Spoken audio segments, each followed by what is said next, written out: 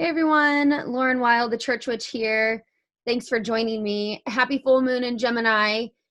This is the ritual that I'm doing for the full moon in Gemini, and I just wanted to extend it to you. Before we fully dive into all of the aspects of the ritual, I want to talk really quickly about the general aspects of Gemini, as well as the tarot archetype of Gemini. Some herbs that are great for Gemini, stones, essential oils, and then we'll get into the ritual. Okay. So what you're going to need for this ritual, in case you want to just like listen while you're grabbing your stuff, is you're going to need paper. You're going to need a writing utensil. You're going to need a candle of some sort. So I would grab 2 pieces of paper. All right. They have 2 different purposes. And then if you have lavender flower petals, then you can use lavender flower petals. That's not necessary. You will also need an air element, which I have incense. Otherwise, you can use an aromatherapy and diffuse it or use it as an aromatic, because air is like the wind and its smell, okay? So that's our aspects. I also have some sage here to clear the space before we cast the circle, the space, and then you're going to, really want to have a lighter because there's fire involved in this, okay? All right, so knowing that, let's go ahead and dive into Gemini. So Gemini is the twins, all right? Gemini has 2 parts of its identity. There is what I like to call Serious Susan and Chatty Cathy. And so Gemini has this ability to kind of like be 2 people at once. They have a twin. Some call it the evil twin. I have been married to a Gemini for almost 11 years. And so I will say with Geminis, it's like, you don't know who you're going to get. Sometimes you're going to get a really fun, relaxed, chatty Cathy that's like the life of the party. And sometimes you're going to get a very serious engineer, Serious Susan. So all of that being said, the thing about Gemini is that it's endlessly curious. That's why it has the ability to kind of shift back and forth. It doesn't feel like there's like this like end of truth. It just feels like everything's an exploration. So the polarity of Gemini is Sagittarius. Now, the difference between Gemini and Sagittarius, if you watched my previous video, is that Gemini is very much like curious beginner's mind. It's the 3rd sign in the zodiac. Its mantra is, I think. Okay. And so it's really like wanting to learn and gain knowledge just for the sake of like learning and gaining knowledge. It doesn't need to know because it won't really stay there very long. It is a mutable sign, meaning that it can kind of flow. It also has 2 aspects to it. So it's non-gendered. It's gender fluid. So there is like the masculine and the feminine very present.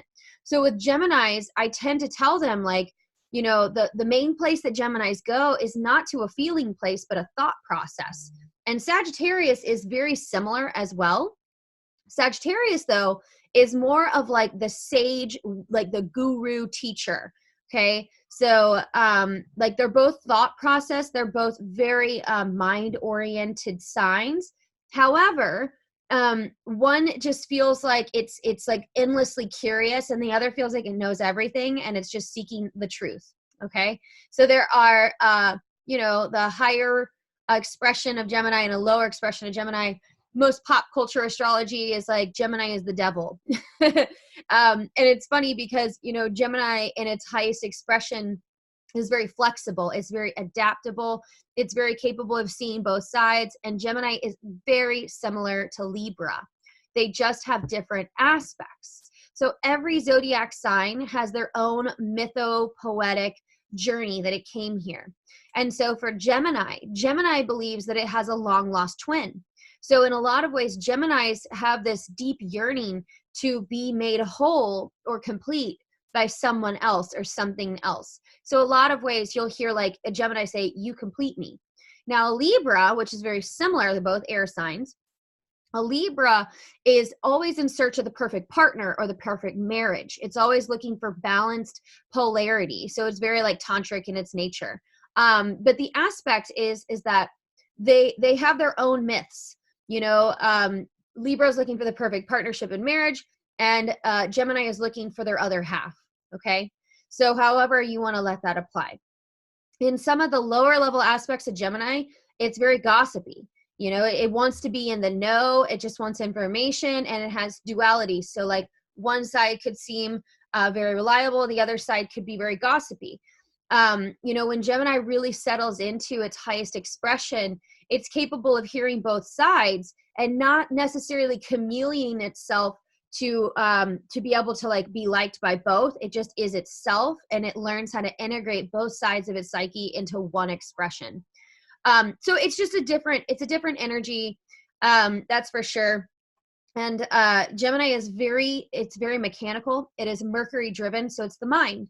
And so much of this full moon in Gemini is about highlighting, you know, the everyday stories that we tell ourselves, the everyday old toxic patterns that need to be released before we move into the next decade. And just an FYI, I'm home alone with my 3 kids. My son, Zion, who has a Gemini moon, he's having a hard time, is coming down the stairs, and I can hear him crying because I think his brother took something from him. So I will have a Gemini moon sitting on my lap here in just one moment. Hang tight. Story of my life. Yeah. Here he comes. Here he comes. Okay. So Zion, buddy, just come down the stairs. Just come sit on my lap. We have a friend over, so I'm sure that the older brothers are not letting him play. All right, come here, buddy. I'm doing a video, so I need you to just calm down. You're supposed to grab your passy. Okay, I'm recording, so shh. It's okay. It's okay. All right, you're going to do some witchcraft with me? You're not? Do you want to at least watch? Okay, I got to finish this video. Just give me a second. Baby, you got to give me a second. Okay, go over there. Go sit down. Use your headphones, please. Yeah, that's what you're supposed to get in the first place. Go get it. Okay, can you give me 5 minutes and I'll go get it? Just lay down. Sorry. Story of life. Okay, so here's what we have. We have some herbs for Gemini. One major herb for Gemini is marjoram. I don't have marjoram as a dry herb, but I do have it as an essential oil, and we're going to anoint lavender flower petals because lavender is very calming. It's very sedative to the mind. Gemini is always like rushing through a thought. It's just like always in a thought process. And Gemini in its lower energy is very much what we call chitta, or like monkey mind, as Buddhist would call it. So what I have here, I'm going to bring this down so you can see it. What I have here is a plate. I have a candle. I'm working with love energy, so I'm using a red candle. I have a clear quartz because it's a master crystal, and it has a rutilated point on it, and I'm directing it towards myself, okay? So the energy is going towards myself. Now, what I'm going to do is I'm going to cast a circle first, okay? So the first thing that I'm going to do is I am going to light my candle. This is what you call a mother candle when you have a main candle. My friend Ashley gave this to me, and it smells really good. It says, "Adulting is hard," and that is the story of my life right now. And you can also get into candle divination. You can see how hard this is burning and all of the smoke it's letting off. It tells you that the room, you know, needs to be cleared as well when you have all that soot coming off the candle, and it burns really strong. That means it's going hard.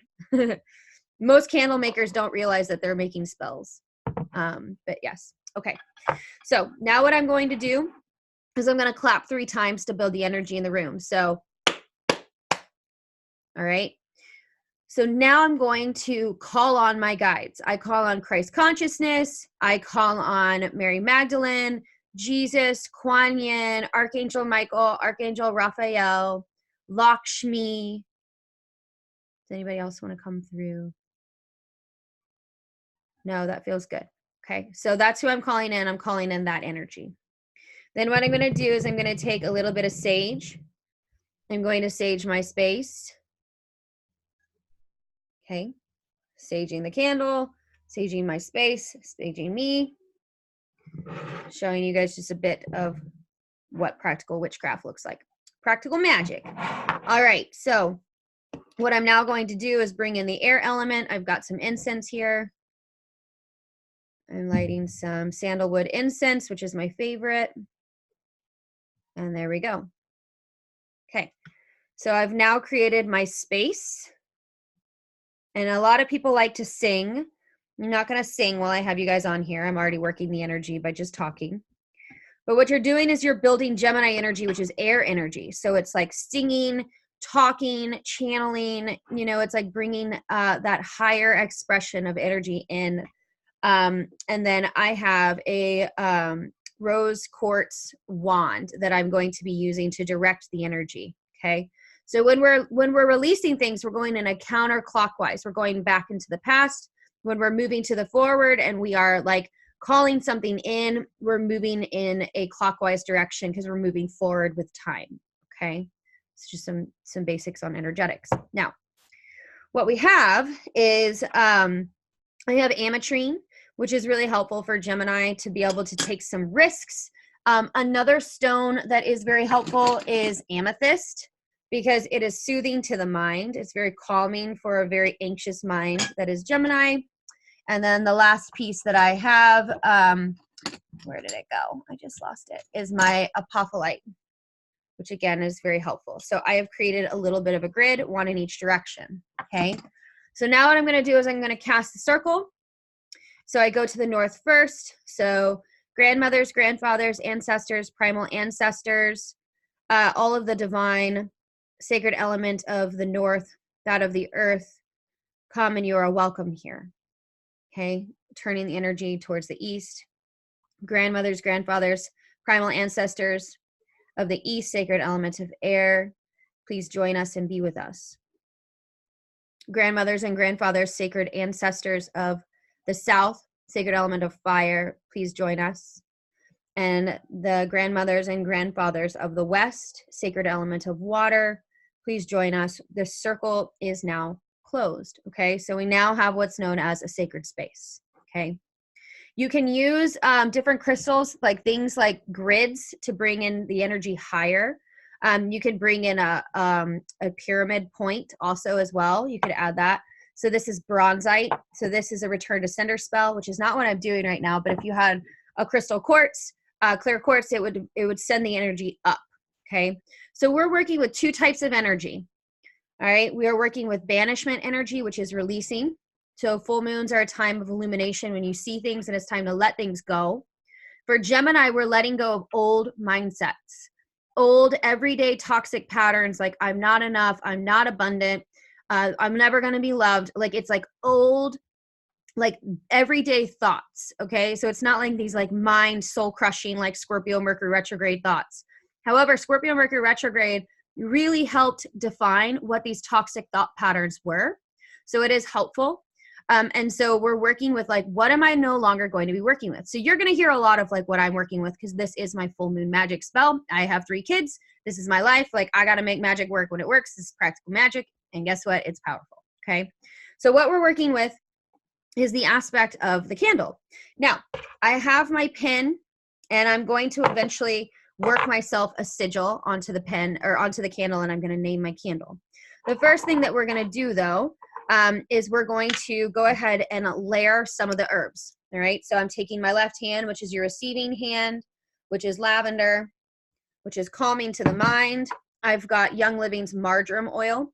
Marjoram helps balance the polarities of feminine and masculine energy, which is very Gemini, as well as the work that I'm trying to do. Okay. So I gave myself 3 drops of that. And then I've got clarity oil by Young Living as well, which is also for the mind. It has a lot of basil, helichrysum, and lavender in it.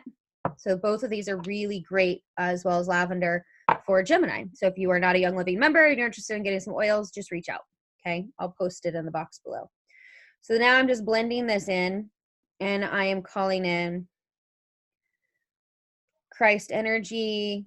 All of that is above, light, love, all of it that loves me, and I love it. Please join us and be with me. So I'm addressing the candle. Okay. Holding it facing down to build a bubble around it to hold the energy. I call on clarity in relationships, clarity in love, connection, balance, equal give and take of the masculine and feminine polarity.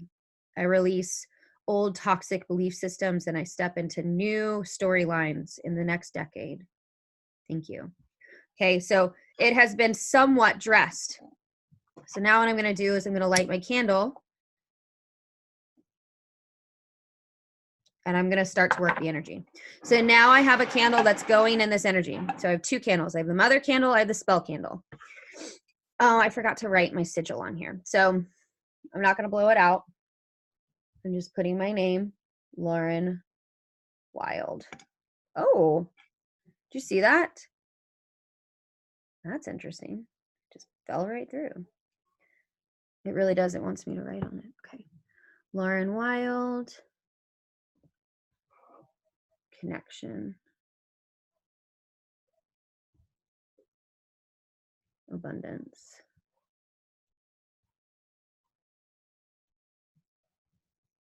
New starts.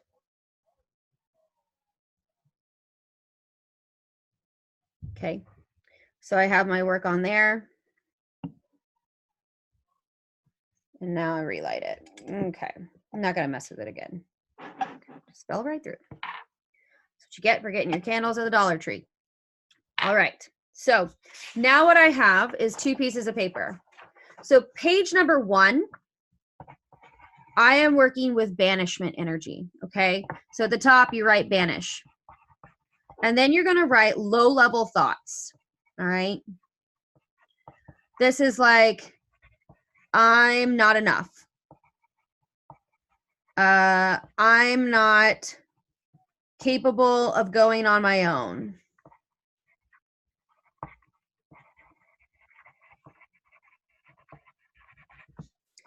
I am not capable of making 6 figures a year alone. Right? So what I'm doing is I am leveling out some of these like things that like in my heart I know are not true, but in everyday life when shit happens and triggers me, I can go to these places. And I'm being very honest, right? I'm being very honest about these things. I do have lack in me, right? Like my essence does not have any lack, but in my everyday thoughts, Scorpio Mercury retrograde revealed a lot to me. Okay. So we're being really honest. What we're going to do once we're done with this is you're going to take it, and this is what we're releasing. You're going to take it and you are going to roll it up like such. Okay. And then what I would do is I would do knot magic, but I don't have my twine down here. So I'm going to use just a little rubber band. But what you can do if you have knot magic is you can take paper or you can take like a thread or even floss and you tie it. And every knot that you tie, you're banishing. Okay. So you're going down. Banishment energy moves down. So it's like, I am no longer living into lack mindset. Tie. I'm no longer living into poverty. Tie. Like whatever you're working with, right? Like I'm no longer accepting people that just drop into my life. Tie. And what you're going to do is you're going to set it up like this. Okay. And if you want, you can even set it on here. I don't think I'm going to do it on that. I think I'm going to just set it right here. And so again, you're going to clap 3 times. Okay. Spirit, Holy Ghost, Father, Mother. Spirit, Holy Ghost, Father, Mother. Spirit, Holy Ghost, Father, Mother. Okay. So I'm calling that energy in. And then what I'm going to do is I'm going to say the things I'm releasing again. I release this. I release this. I release this. All right. Now, the next step is you're going to start moving the energy upwards. So when you're trying to manifest things, it goes up. All right. So instead of going down, you're going to start to move the energy up. Hold on, buddy. Hey, buddy, I'm doing a recording. Hold on. Okay. You're going to have to give me a second. I'm doing a recording. I'm literally live. You're going to have to wait. Sorry. This is literally like magic with kids. People are like, what do you do with kids when you're like witch? And I'm like, the magic. I don't know. Like they just see me do magic. It's part of life. Okay. So now you're calling in, like, I'm calling in abundance. I'm calling in soulmate energy. I'm calling in my greatest life. I'm calling in life with ease, right? So you're moving the energy up like this. And once you're done and you feel complete, clap 3 times. And then you're going to take this thing and I can grab my, and like, I'm going to sit outside when I do this because I have a big, hey guys, close the door, please. I have a big fire pit outside. This is why I haven't been able to do this today yet, because I have a sick kid and it's crazy. Okay. And so I'm going to set it in here, and then I'm going to light it. So you just hold it like this and you would light it, and then the energy moves up. Okay. So go outside, practice fire safety, make sure there's water around, but you want the energy to move up. Okay. So that is the completion of the first spell. All right. This is what this is what I recommend that you do. Now, the second piece of the spell is a little bit more complicated. Okay. So you've got a piece of paper, and I want you to rip the paper into many little tiny pieces. Now, part of the spell is I don't have my pine cone. I thought I had a bag of pine cones with cinnamon on them from last year, but I don't. So what you do is you have all of these little pieces of paper, and on them, you're going to write what you're calling in, okay? So this is what you call a spell pine cone. It's like a Yule craft. And you're writing like, I'm calling in a 6-figure year, okay?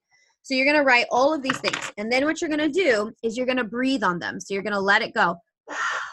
Then you're going to roll it up like this. And what you're going to have is a bunch of these little things, okay? Now, the pine cone, you're going to take it and you're going to stick them inside the pine cone. So just imagine there's a pine cone and I'm sticking inside here. Then what I'm going to do is, once I have all of them, I'm going to take the spell candle and I'm going to pour the wax over the areas so that the wax is holding the spell candle. You can take the remaining herbs that you have and apply it, and maybe even some white salt, like table salt. And then you're going to let it dry. So set it on parchment paper or aluminum foil. And then on the new moon in Capricorn, which is 2 weeks from now, which is the lunar eclipse and the next portal that we're stepping into, throw it in the fire and clap 3 times and say, and so it is. Turn 180 degrees in the opposite direction and walk away. Now, you could look back at the same direction an hour later and you're fine. But after you do the spell, you don't look back. All right. So until you forget about it, you don't look back to that location. Okay. And then the spell is complete. So hopefully this has been helpful to you. Hopefully you feel inspired. I mean, my favorite part about witchcraft is how creative it is. It's like, you're just creating a ritual. So we have air and we have fire, which honors the air element. And we have fire, which honors the Sagittarius sun. Okay. So what you're going to do when you're done, it's important that you recognize what to do with your leftover pieces of your spell. Okay. So this candle that I have, this one right here, I could let it burn all the way down and the spell would be complete. What I tend to do is light it for about an hour a day. And then up until the new moon, which is like the spell that I'm working. So the new moon in Capricorn, which is 2 weeks away. And I want it to be completely burned down, and then the spell candle is complete, okay? What you can also do, though, because we cast a circle, is you don't blow out the candle. You snuff out a candle if you cast a circle, all right? And then all of these pieces you're going to keep until the new moon. And then once you're done with them, you bury the spell, all right? So if you have crystals that are involved, you just want to stick them in some salt or bury them in the earth for a couple of days, and that releases the spell energy off, and then you could just pick your stones back out of it. Otherwise, you really can bury the whole thing. I mean, you want to try to use as many natural elements as possible, and you always give gratitude. But I mean, like, I don't bury my crystals forever unless they're really special to the spell. Okay. Like I've buried rings and things like that before, but really you want to give it a couple of days with them underground so that all of the spell energy can be released off. And then you want to put them in the, under the moon, under the Cancer full moon that we will have in January. Okay.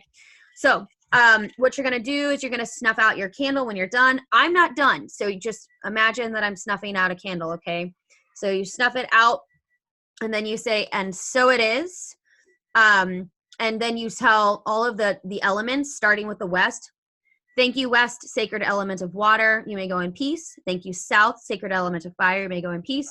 Thank you, east, sacred element of air. You may go in peace. Thank you to the north, sacred element of earth. You may go in peace. This spell is complete, and so it is. Clap 3 times, snuff out your candle, and ta-da, you are done.